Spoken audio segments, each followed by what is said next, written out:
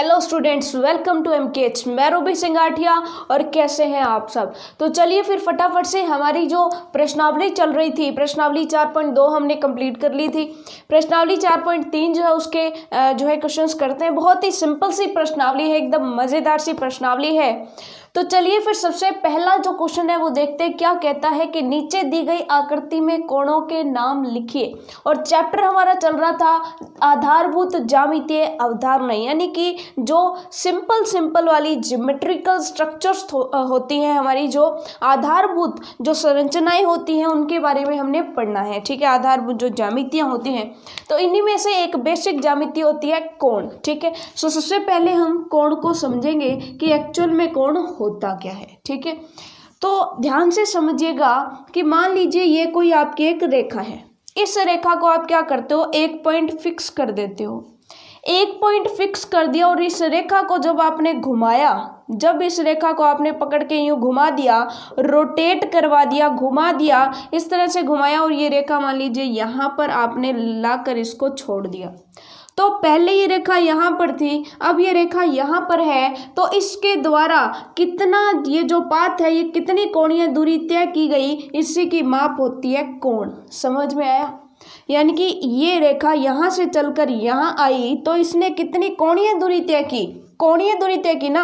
वो इस पॉइंट से तो हिली ही नहीं, इस पॉइंट से नहीं हिली, केवल कोणीय दूरी तय की। कोणीय दूरी तय की तो कोणीय दूरी की जो माप होती है उसी को क्या कहा जाता है, कोण कहा जाता है। ये चीज़ आपको समझ में आ गई? यानी कि कोण कैसे बनता है कि एक रेखा और दूसरी रेखा जब एक कॉमन पॉइंट पर मिलती है तो उनके बीच की जो कोणीय दूरी होती है, कोणीय आमाप जो होती है, इसी को क्या बोला जाता है, इसी को कोण बोला जाता है। ये चीज़ आपको समझ में आ गई? मान लीजिए कि ये जो रेखा है, ये ए बी थी। मान लीजिए ये रेखा ए बी थी और मान लीजिए ये रेखा ए सी थी। ठीक है, एक ही रेखा को ऐसे घुमा दिया या फिर दो रेखाएं खींच दी, एक ही बात है। ठीक है, मान लीजिए ये रेखा ए सी है और ये रेखा ए बी है, तो दोनों का जो कॉमन पॉइंट है वो कौन सा है, कॉमन जो बिंदु है जो दोनों में ही है वो कौन सा है, ए बिंदु है। ठीक है, तो अब इस कोण का जब नाम आपने लिखना है कि ये जो कोण है ये कौन सा कोण है, तो आप कैसे शुरू करोगे? आपको पहले तो जब भी किसी कोण का नाम लिखना हो तो पहले तो ये निशान लगाओगे। ये कोण का निशान होता है, जैसे यहाँ कोण बनता है तो ये कोण का निशान होता है। फिर जब इस कोण का नाम लिखना है तो आप यहाँ से शुरू होंगे, बी ए सी। तो इस कोण का नाम क्या हो जाएगा, कोण बी ए सी। तो इससे आपको पहचान हो जाएगी कि कोण कौन सा है, कोण बी ए सी है। ये चीज़ आपको समझ में आ गई? तो कोण क्या होता है ये हमने समझ लिया कि जब भी दो ऐसे रेखाएं मिलती हैं तो ये जो बीच में बनता है ये कोण होता है। इस कोण को लिखा कैसे जाता है, तो आप बी ए सी और आगे क्या लगा देंगे, इस तरह का निशान लगा देंगे। जो पॉइंट दोनों में कॉमन है वो बीच में आएगा। समझ में आ गया? आप इसी का नाम यहाँ से भी शुरू कर सकते थे, सी ए बी ऐसे भी लिख सकते थे, कोण सी ए बी, यानी यहाँ से भी शुरू कर सकते हो और यहाँ से भी शुरू कर सकते हो। ध्यान ये देना भी ए जो है वो दोनों में बीच में आना चाहिए। ये चीज़ आपको समझ में आ गई कि कोई भी कोण है तो उसका नाम आप लिख दोगे। ठीक है, तो पहला क्वेश्चन जो है वो क्या कहता है कि नीचे दी गई आकृति में कोणों के नाम लिखिए। तो सबसे पहले तो इस आकृति में आप कोणों को पहचानिए कि कौन कौन से कोण यहाँ पर हमारे बन रहे हैं। ठीक है, अगर आप देखोगे तो यहाँ पे एक तो ए कोण बन रहा है, यानी कि एक तो ए पर कोण बन रहा है, और कहाँ पर बन रहा है, बी पर भी एक कोण बन रहा है, सी पर भी बन रहा है और डी पर भी बन रहा है। ठीक है, अब सबसे पहले इस कोण का जब हम नाम लिखेंगे तो क्या हो जाएगा, क्योंकि ये रेखा और ये रेखा बना रही है तो ये जो कॉमन पॉइंट है ये बीच में आएगा। ठीक है, तो ये कोण जो है वो क्या हो जाएगा, डी ए बी। ये चीज़ आपको समझ में आ गई? इस कोण का मान क्या हो जाएगा, नाम क्या हो जाएगा, कोण डी ए बी। समझ में आ गया? ठीक है, अब इस कोण का नाम क्या हो जाएगा, दूसरा जो कोण है यहाँ से लेना है, ए बी सी। तो ये कोण क्या हो जाएगा, ए बी सी। समझ में आ गया आपको? ठीक है, अगर इस कोण की बात करनी है तो सी बीच में आना चाहिए, डी सी बी, या फिर आप बी सी डी भी कर सकते हो। तो ये कौन सा कोण है, बी सी डी, यानी कि जो बीच में आएगा उससे हमें पता चल जाएगा कि ये जो बीच वाला है ये तो कॉमन है, ये तो दोनों में आएगा। और जो शुरुआत में BC वो एक रेखा हो जाती है और CD वो एक रेखा हो जाती है। तो BC और CD के बीच में बनने वाला कौन कौन सा हो गया, कोण BCD, यानी 3 पॉइंट को मिलाने वाला बनता है कोण। समझ में आ गया, BC और D। ठीक है, वैसे ही अगर D कोण का नाम लिखना है तो क्या लिख दोगे, ये जो D कोण है जो D पर बन रहा है इसका नाम क्या हो जाएगा, CDA या फिर ADC, D बीच में आएगा। समझ में आ गया, ठीक है, तो ये हो जाएगा कोण ADC। ठीक है, सो यहाँ पर पूछा गया था कि सभी कोणों के नाम लिखे, तो आपने सभी कोणों के नाम लिख दिए, DAB, ABC, ये कौन सा है, ये है BCD, और ये कौन सा है, ये है CDA या फिर ADC। ये चीज़ आपको समझ में आ गई। ठीक है, यानी कि इस तरह से अगर कोई कोण बना हुआ है तो यहाँ पर जो पॉइंट है, यहाँ पर जो पॉइंट है, पॉइंट मतलब बिंदु, ठीक है, यहाँ पर जो बिंदु है तो आप इसका नाम कैसे लिखोगे, ये जो कॉमन है ये बीच में BAC, कोण BAC, इस तरह से इसका नाम लिखा जाएगा। ये चीज़ आपको समझ में आ गई। ठीक है, तो कोणों के नाम कैसे लिखने हैं ये तो चीज़ आपने पता कर ली। तो अब इसके अंदर उत्तर क्या लिख दोगे, आप कह दोगे कि दी गई आकृति में कौन कौन से कोण बनते हैं, कोण ABC, कोण BCD, कोण CDA तथा कोण DAB बनते हैं। 4 कोण बनते हैं, चारों कोणों के नाम लिख दीजिएगा। समझ में आ गया, तो ये है आपका पहले क्वेश्चन का आंसर। ठीक है, उसके बाद सेकंड जो है क्वेश्चन आपका, देखिए क्या कहता है, संलग्न आकृति। संलग्न आकृति का मतलब आपको साथ में जो आकृति दिखाई दे रही है वे बिंदु लिखिए। आपको उन बिंदुओं की बात करनी है जो कौन से बिंदुओं की बात करनी है, वो कहता है जो कोण DOE के अभ्यंतर हो। अब यहाँ पे कुछ शब्द आएंगे जिनका मतलब आपको पता होना चाहिए। अभ्यंतर का मतलब होता है बीच में स्थित, अभ्यंतर का मतलब क्या होता है, बीच में कहीं हो। उसके बाद अगले में पढ़िए, कोण EOF के बहिर्भाग में स्थित, ऐसा पॉइंट जो कोण EOF के बहिर्भाग का मतलब होता है बाहर वाला भाग। ठीक है, सो इतना सिंपल सा है कि आपको एक पॉइंट ढूंढ रहे हैं जो कोण DOE के बीच में स्थित हो। तो सबसे पहले तो हम कोण DOE ढूंढते हैं। तो आपको पता है बीच वाला पॉइंट देखो, बीच में क्या है, O, तो सबसे पहले जाओ O पर, और ये रहा। ठीक है, अब DOE, तो D से चलो, DOE यानी कि इस कोण की बात हो रही है, DOE। अब DOE ये जो कोण है पूरा, इनके बीचों बीच आपको कोई पॉइंट दिखाई दे रहा है क्या, कि अगर DOE ये कोण है, ब्लू कलर से आपको दिखाई दे रहा है, तो इस कोण के बीच में कहीं बीच के एरिया में आपको कोई बिंदु दिखाई दे रहा है, तो आप कह देंगे बिल्कुल दिखाई दे रहा है, कौन सा, बिंदु A। तो आप इसका उत्तर दे देंगे, क्या दे देंगे कि A जो है बिंदु, क्वेश्चन नंबर सेकंड का सॉल्यूशन नंबर A क्या कहता है कि बिंदु A जो है वह कोण DOE के अभ्यंतर में स्थित है। अभ्यंतर का मतलब होता है बीच में कहीं, बीच वाले क्षेत्र में। ये चीज आपको समझ में आ गई। अब दूसरा पूछ रहा है कि कोण EOF, सबसे पहले तो कोण EOF ढूंढते हैं।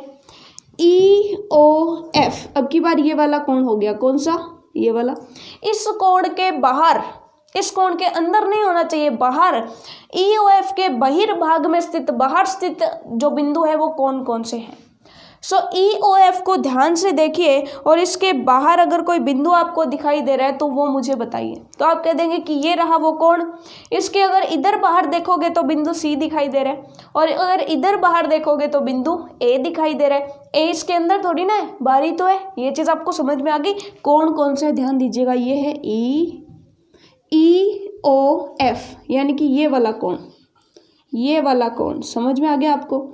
ये वाला कोण है जिसमें मैंने टिक किया। तो इससे बाहर कौन कौन से बिंदु स्थित है, एक तो बिंदु C हो गया और एक बिंदु A हो गया, इससे बाहर ही तो स्थित है। ठीक है, सो आप कह देंगे कि बिंदु C व बिंदु कौन कौन से A। ठीक है, बिंदु C व बिंदु A कोण EOF के बहिर्भाग में स्थित है ना। सिंपल, बिल्कुल, बस देख के बताना है, जैसे गेम चल रहा हो कि आपको ढूंढना है, आपको ढूंढना है कि इसके बीच में कौन सा है, आपको ढूंढना है इसके बाहर कौन सा है। ठीक है, उसके बाद है बिंदु देखना है, ऐसा बिंदु देखना है जो कोण EOF पर स्थित हो, ऐसा बिंदु जो कोण EOF के ऊपर स्थित हो, ऐसा बिंदु जो इस कोण के ऊपर स्थित हो। तो ध्यान से देखिएगा, यहाँ पर एक बिंदु था, बिंदु B। तो अब मैं अगर आपसे पूछूं कि बिंदु B कहाँ पर स्थित है, तो आप कह देंगे कि कौन से कोण पर स्थित है, EOF पर स्थित है। ठीक है, ये वाला जो कोण बन रहा था EOF, तो यहाँ पर अगर B स्थित है तो वो EOF के कोण के ऊपर ही तो स्थित है। तो C आप कह देंगे कि बिंदु, कौन सा बिंदु, बिंदु B जो है वो कोण EOF पर स्थित है। तो ये थी आपकी बहुत ही सिंपल सी प्रश्नावली। अब जो थर्ड क्वेश्चन है वो एकदम मज़ेदार सा क्वेश्चन है, थोड़ा सा आप दिमाग लगाएंगे और क्वेश्चन फटाफट से चुटकियों में हो जाएगा। ठीक है, एकदम मज़ेदार वाली प्रश्नावली है। ये जो प्रश्नावली है वो बच्चों की फेवरेट होती है, क्योंकि ये जो प्रश्नावली एकदम आसान है। नेक्स्ट जो क्वेश्चन कहते हैं हमारा, क्वेश्चन नंबर 3 क्या कहता है कि दो कोणों की रफ आकृतियां खींचिए। आपको दो कोण बनाने हैं, आपको दो कोण बनाने हैं और उनकी खास चीजें क्या होनी चाहिए, जिसमें पहली कंडीशन क्या दे रहा है कि उनमें एक बिंदु उभयनिष्ठ हो। उभयनिष्ठ का मतलब होता है कॉमन, ऐसा बिंदु जो दोनों कोणों पर हो। तो ऐसे दो कोण बनाओ जिनका एक बिंदु उभयनिष्ठ हो। तो अपने क्या करते हैं, अपने कोण किस तरह से बनाएंगे, ध्यान से देखिएगा। मान लीजिए कि हम एक कोण इस तरह से बना देते हैं। मान लीजिए कि हमने एक कोण ये बना दिया, इस कोण का कोई भी आप नाम दे दीजिए, कोई भी नाम दे दीजिए। ठीक है, जैसे इसको नाम दे दिया O, इसको नाम दे दिया A, इसको नाम दे दिया B। ठीक है, सो हम कह देंगे एक तो कोण बना दिया AOB। ठीक है, अब सेम ही हम एक और कोण बनाते हैं। हमने इस तरह से एक कोण और बना दिया, हमने इस तरह से एक और कोण बना दिया, या फिर मान लीजिए कि हम इस तरह से बना देते हैं आगे। ये लीजिए, इसको हम नाम देते हैं C और इसको नाम देते हैं हम D। ठीक है, अब आप देखो कि जो ब्लू कलर वाला ये वाला कोण बना है और ये जो रेड वाला ये हमारा जो है कोण बना है, इन दोनों कोणों के बीच में ये दोनों ही कोण किसी एक बिंदु पर मिल रहे हैं, जिस बिंदु का नाम क्या है O। तो आपको दिखाई दे रहा है कि एक ही बिंदु ऐसा है जो दोनों कोणों पर स्थित है। ठीक है, तो आप कह देंगे कि यहाँ पर ये जो है पहली आकृति हमने ऐसी बना दी जिसमें दो कोण हैं और दोनों कोण एक दूसरे को एक बिंदु पर काट रहे हैं। ये चीज़ आपको समझ में आ गई। तो आप कह देंगे कि फर्स्ट आकृति, इनमें एक बिंदु उभयनिष्ठ हो, तो आप कह देंगे कि इनमें O बिंदु, O एक बिंदु उभयनिष्ठ है। ठीक है, तो पहली कंडीशन जो आपको बताई थी कि रफ कोण बनाने हैं, तो आपने ऐसे दो कोण बना दिए जो एक दूसरे को एक पॉइंट पर काट रहे हैं। ठीक है, सो ये आप फटाफट से डायग्राम बना लीजिए, ये पहले का उत्तर हो जाएगा। ठीक है, अब दूसरा हमसे देखिए क्या पूछ रहा है। दूसरा हमसे पूछ रहा है कि ऐसे दो कोण बनाइए उनमें दो बिंदु उभयनिष्ठ हो, यानी कि वो एक दूसरे को दो बिंदुओं पर काटने चाहिए। अब क्या किया जाए, अब दो कोण कैसे बनाए जाएं कि वो एक दूसरे को दो बिंदुओं पर काटे। तो ये बहुत ही सिंपल है। मान लीजिए एक कोण आपने ऐसे बना दिया ब्लू कलर से, ये भी कोण कौन सा, AOB। समझ में आ गया आपको। अब हम एक और कोण बनाते हैं, दूसरा कोण, वो कोण हमने इस तरह से बना दिया जिसका नाम हमने रख दिया PQR। क्या नाम दे दिया, PQR दे दिया। ठीक है, या फिर आप कोई नाम और देना चाहते हो, चलिए ये नाम ठीक रहेंगे PQR, और इनका नाम चलिए ABC रख लेते हैं। ब्लू कलर वाला कोण हो गया ABC और रेड कलर वाला कोण हो गया PQR। ठीक है, ये हो गया PQR कोण और ये हो गया ABC कोण। अब आप देख सकते हो कि ये दोनों के दोनों कोण जो हैं वो दो बिंदुओं पर काट रहे हैं, एक तो ये बिंदु और एक ये बिंदु। इन दोनों बिंदुओं को नाम दे देते हैं, एक बिंदु X और दूसरा बिंदु Y, है ना, हो गया ना। ऐसे दो कोण जो एक दूसरे को दो बिंदुओं पर काट रहे हो, तो आप यहाँ पर लिख दोगे X व Y दो उभयनिष्ठ बिंदु हैं, दो उभयनिष्ठ बिंदु हैं। किसके किसके उभयनिष्ठ हैं? कोण ABC व कोण PQR के।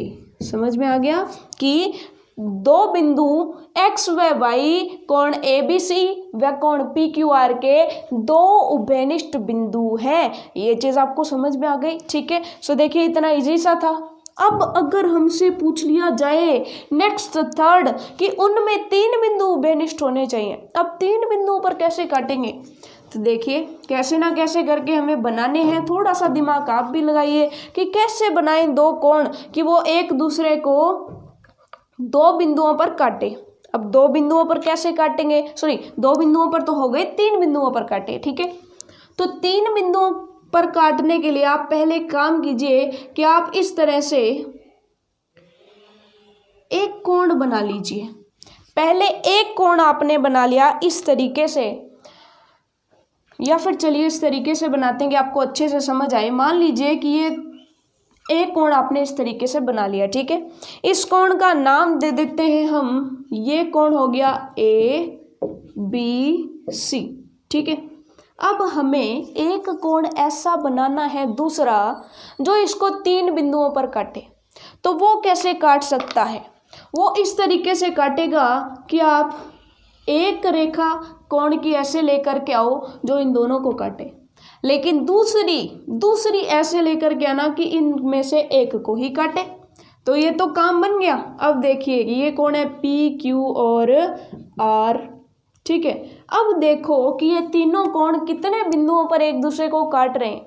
तो आप देखोगे कि ये तीनों के ये जो दोनों कोण हैं वो एक दूसरे को तीन बिंदुओं पर काट रहे हैं। एक तो बिंदु रहा ये, इसको एक नंबर बिंदु कह दो, एक यह रहा, इसको दे दो, और एक रहा ये तो इसको दे दो। तो इसको नाम देते हैं, ये रहा M बिंदु, ये रहा N बिंदु और ये रहा O बिंदु। तो आप कह दोगे कि बिंदु M, N तथा O तीन उभयनिष्ठ बिंदु हैं। तीन उभयनिष्ठ बिंदु हैं किन किन के बीच में?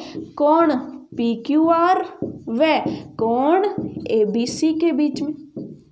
है ना? सच में स्मार्टनेस दिखानी है इसमें आपको, ये चीज आपको समझ में आ गई। अब हमसे पूछा, ये तो हो गया थर्ड, तीसरा, ठीक है। फोर्थ हमसे और भी हार्ड बना देता है। फोर्थ कहता है कि उनमें चार बिंदु उभयनिष्ठ होने चाहिए। ऐसे दो कोण बनाइए जो एक दूसरे को चार बिंदुओं पर काटे। अब ऐसे कोण कैसे बनाएंगे कि वो एक दूसरे को चार बिंदुओं पर काटे? तो सिंपल सी बात है कि वहाँ पर दोनों कोणों के जो दोनों की दोनों रेखाएं होंगी वो एक दूसरे को दो दो बार काटेंगी। यही तो है, ठीक है। अब ये कैसे बनाया जाए? तो सेम टू सेम जैसे मैंने बनाया वैसे ही आपको बनाना है कि एक तो कोण बना लीजिए सेम टू सेम ऐसे। अब दूसरे कोण की दोनों रेखाएं, एक तो ये रेखा हो गई, दोनों रेखाओं को दो बार काट दी और दूसरी रेखा भी काटनी चाहिए, ठीक है। तो ये कोण हो गया, मान लीजिए रेड कलर वाला ABC और ब्लैक कलर वाला हो गया PQR। आप देख सकते हो कि ये दोनों कोण जो है वो एक दूसरे को कितने बिंदुओं पर काट रहे हैं? तो आप कह दोगे ये तो दोनों एक दूसरे को चार बिंदुओं पर काट रहे हैं। कैसे काट रहे हैं देखो जरा। एक तो बिंदु रहा ये, इसको नाम दे दो M, ये रहा बिंदु N, ये रहा बिंदु O और ये रहा बिंदु P। तो आप कह देंगे MNOP। चार बिंदु उभयनिष्ठ हैं किन किन के बीच में? कोण PQR और कोण ABC के बीच में। तो आप कह देंगे बिंदु, कौन कौन से बिंदु? MNOP कितने हैं? चार उभयनिष्ठ बिंदु हैं। किन किन के बीच में? कोण ABC व कोण PQR के मध्य। ये चीज आपको समझ में आ गई, ठीक है। अब देखिए अभी भी जो लास्ट पार्ट है वो बचा हुआ, उसने कहा है कि उनमें एक किरण उभयनिष्ठ होनी चाहिए। एक जो रेखा है वो दोनों में उभयनिष्ठ होनी चाहिए, एक किरण उभयनिष्ठ होनी चाहिए। तो ऐसे के लिए आप क्या करोगे? इसका जो पांचवा पार्ट है वो कहता है कि एक तो कोण बना लीजिए आप ऐसे, एक तो कोण बना लीजिए ऐसे, और दूसरा कोण बना लीजिए इसी रेखा पर यूं करके।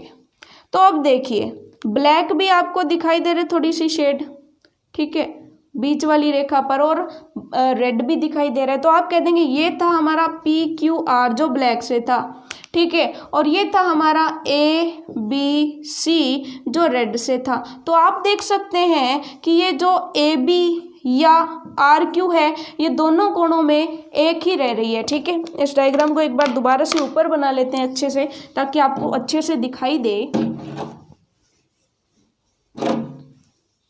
और नाम भी थोड़े अलग दे देते हैं कोण के। मान लीजिए कि एक कोण आपने ऐसे बना लिया, कोण का नाम रख दिया ABC, ठीक है। अब मान लीजिए कि आपने एक रेखा ऐसे खींच दी जिसका नाम दे दिया D। तो यहाँ पर अब देखिए दो कोण बन रहे हैं, एक तो कोण ये रहा जिसका नाम क्या है ABC, और एक कोण ये रहा जिसका नाम है CBD, ठीक है। और दोनों के बीच में एक रेखा इसमें भी आ रही है और इसमें भी आ रही है, कौन सी रेखा? BC। तो आप कह देंगे कि रेखा BC कोण ABC व कोण CBD के मध्य एक उभयनिष्ठ रेखा है, इनके मध्य एक उभयनिष्ठ रेखा है। ये चीज़ आपको समझ में आ गई तो है ना सिंपल, कि अगर आपको उभयनिष्ठ रेखा खींचनी है तो एक रेखा खींच दो, उसके एक ऊपर बना दो एक नीचे बना दो, दो कोण बन जाएंगे, और ऐसे दो कोण जो होंगे उनके बीच वाली रेखा उभयनिष्ठ हो जाएगी, ठीक है। तो ये प्रश्नावली इतनी सिंपल सी प्रश्नावली थी, एक गेम के जैसे लगी, और फटाफट से हमने जो है उसको कंप्लीट कर लिया, ठीक है। सो 4.3 हमारी प्रश्नावली खत्म हो गई। अब हम चलते हैं आज ही की क्लास में 4.4 प्रश्नावली भी करके जाएंगे, ठीक है।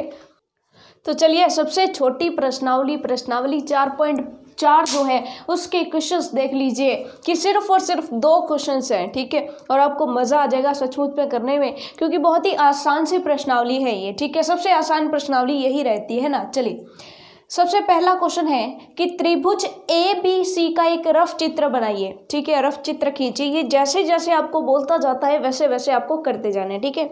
तो फर्स्ट टास्क क्या बोला है, सॉल्यूशन नंबर 1 या हल पहला भी आप लिख सकते हो।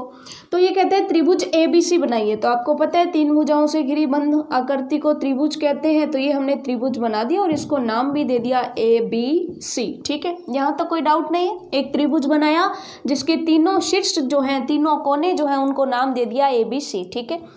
तो उसने कहा ही था कि ABC देना, तो हमने दे दिया। इस त्रिभुज के अभ्यंतर में, अभ्यंतर का मतलब होता है बीच में, ठीक है। इस त्रिभुज के अभ्यंतर में एक बिंदु P अंकित कीजिए। तो अभ्यंतर ये वाला हिस्सा है, अंदर वाला, तो यहाँ पर कहीं पे भी आप कहीं पे भी एक बिंदु P जो है वो लगा दीजिए। फिर कहा है कि बहिर्भाग में बिंदु Q अंकित कीजिए। इसके बाहर कहीं भी आप बिंदु Q लगा दीजिए, जैसे हमने यहाँ पर बिंदु Q लगा दिया, ठीक है। उसके बाद है यहाँ तक तो उसने क्या करने को बोला, हमें ड्रॉ करने को बोला। अब वो हमसे क्या पूछ रहा है, बिंदु A इसके अभ्यंतर में स्थित है या बहिर्भाग में। अब ये हमें क्या कहता है कि A बिंदु ढूंढो। हमने ढूंढ लिया कि A बिंदु तो ये रहा। अब ये पूछ रहा है कि ये जो A बिंदु है ये त्रिभुज के अभ्यंतर यानी कि अंदर वाले हिस्से में है या बहिर्भाग यानी बाहर वाले हिस्से में। तो आप कहोगे ना तो अंदर है ना बाहर है, ये तो क्या है, त्रिभुज का शीर्ष है। तो इसका उत्तर क्या हो जाएगा कि A जो है वो त्रिभुज ABC का एक शीर्ष है, ठीक है। अब इसका फाइनल अगर हम देखें कि उत्तर आप क्या देंगे, तो उत्तर आप देंगे कि जैसा जैसा उसने बोला है वैसा वैसा हम यहाँ पर उत्तर दे देंगे कि सर्वप्रथम हमने क्या किया, ABC एक त्रिभुज खींचा। जैसे जैसे उसने करने को बोला वैसा वैसा हम करके और उसकी थ्योरी लिखेंगे कि हमने क्या किया, ठीक है। तो सबसे पहले सर्वप्रथम ABC एक त्रिभुज खींचते हैं, हमने खींचा है तो हम खींचते हैं। फिर हम कहेंगे जैसे जैसे उसने बोला त्रिभुज के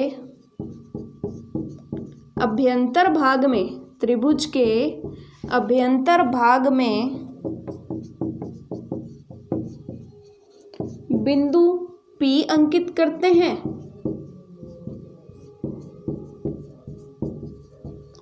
तथा बहिर्भाग में बिंदु क्यों अंकित करते हैं। अब ये तो अंकित कर दिया, लेकिन उसने बाद में एक क्वेश्चन पूछा है। क्या क्वेश्चन पूछा है कि बिंदु ए इसके अभ्यंतर में स्थित है या बहिर्भाग में। तो आप कह दोगे कि बिंदु ए जो है वह त्रिभुज, इसके आगे बिंदु जरूर लगाइएगा, बिंदु ए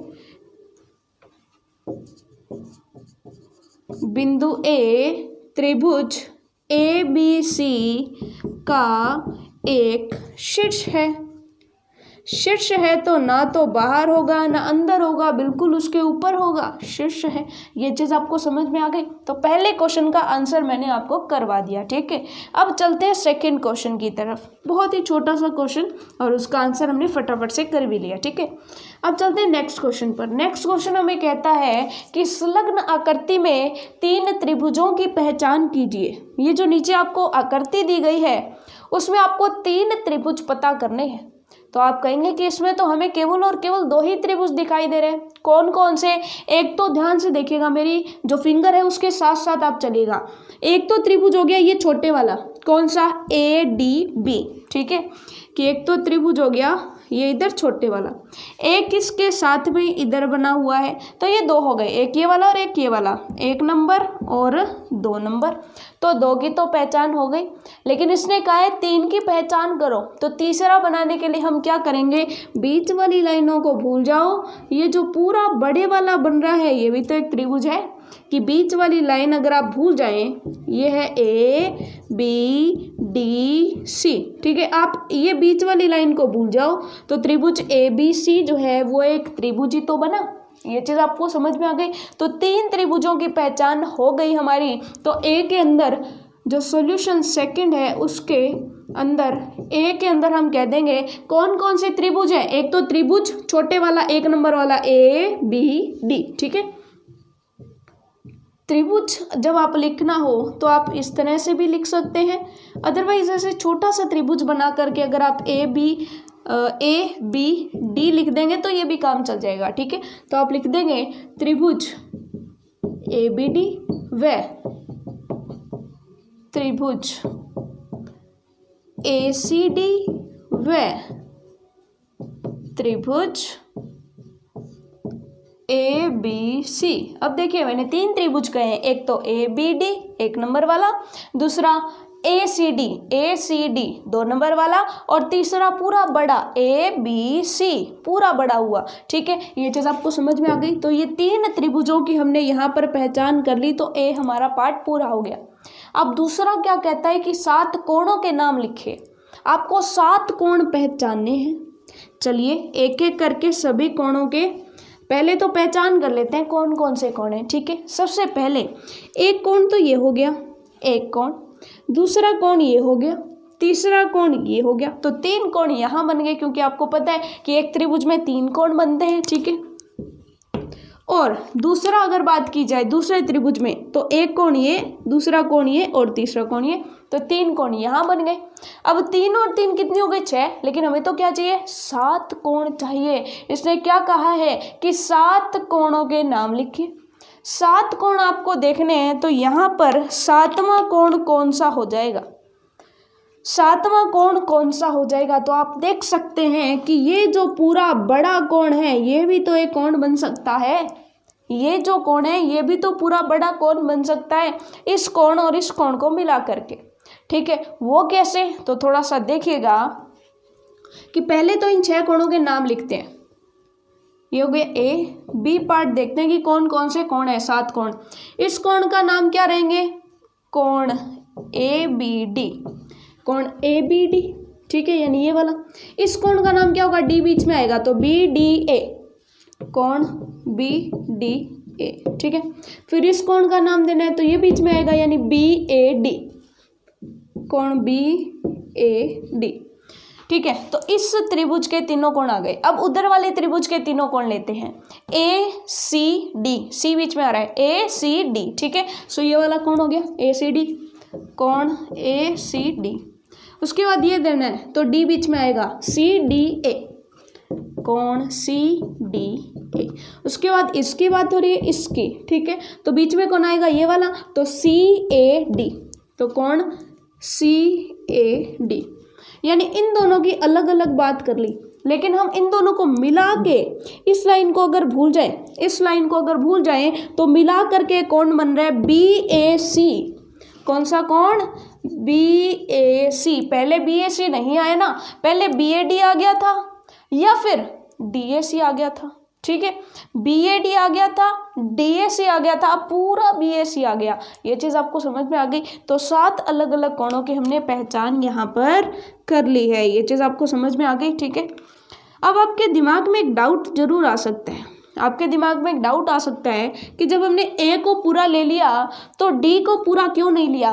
तो बताइए कि D अगर इस बीच वाली लाइन को आप भूल जाते हैं, ये वाली लाइन, अगर बीच वाली लाइन को आप भूल जाते हैं तो क्या ये कोई कोण बन रहा है? क्या नहीं बन रहा।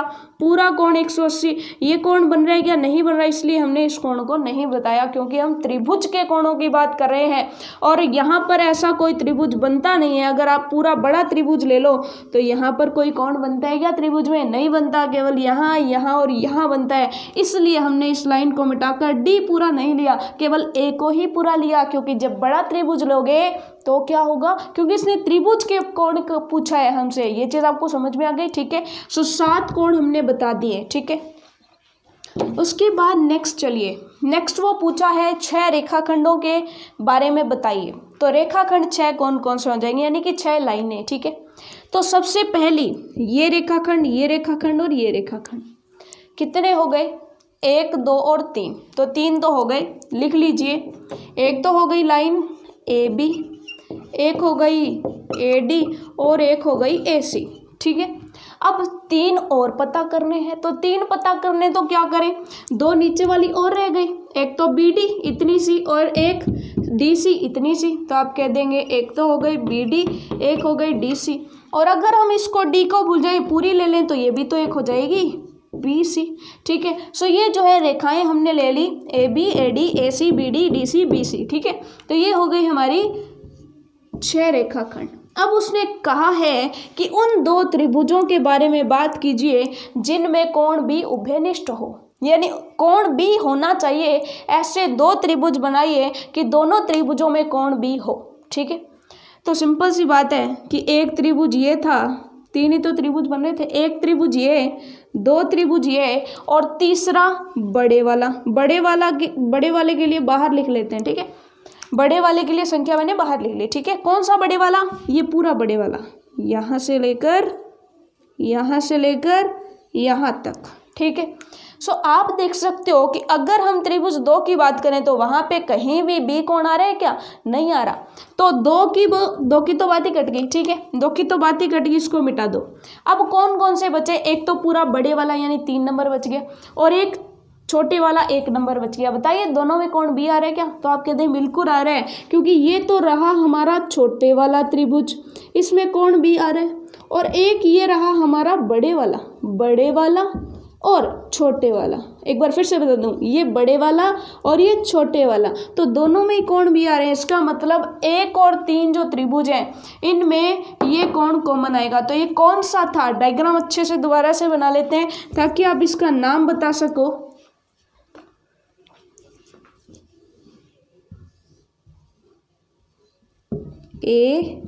ABCD। तो कौन कौन से त्रिभुज? एक तो ये वाला त्रिभुज